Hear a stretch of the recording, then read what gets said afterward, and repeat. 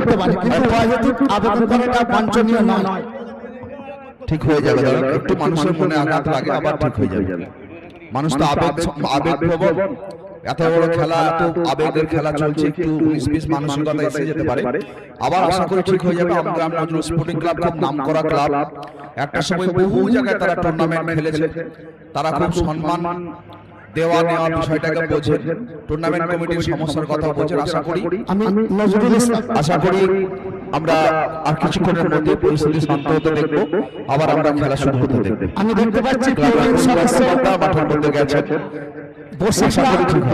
আমগ্রামের বসিরদা উনি মাঠে আছেন নয়িমদা আছেন আমাদের স্নেহের মহিম সরকার এবং আমগ্রামের সমস্ত সদস্যবৃন্দ, আমাদের বন্ধুর মতো, আমাদের আপনজন।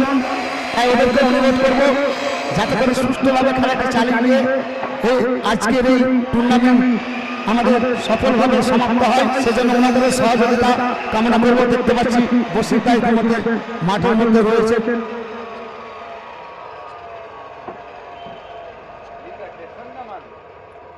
ঠিক আছে, আমি আমাদের সদস্যদের কথা না বললেই নয়। শেখ মনিরুল ইসলাম অর্থাৎ বড়গোচি, রশিদ মল্লিক, মতিয়ার রহমান মল্লিক, মোহাম্মদ আজহার উদ্দিন অর্থাৎ মাসুদ, শেখ হাসিবুল বুলু, শেখ মোহাম্মদ রফিক, ইলিয়াস সরকার, আফাকুল ইসলাম নেতা মহাশয়, ইকবাল হোসেন মল্লিক, শেখ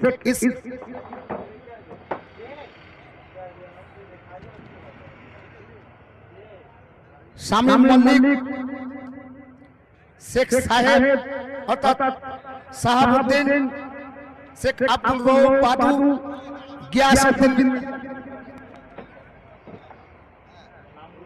আম্পায়ারদের কাছে অনুরোধ করছি আপনারা যত শীঘ্রই পারবেন খেলাটি চালু করুন।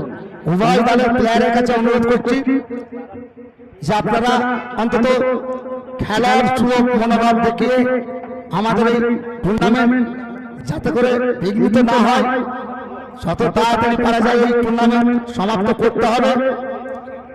অনেক দর্শক দূর দূরান্ত থেকে এসেছেন, যাদেরকে বাড়ি ফিরতে হবে।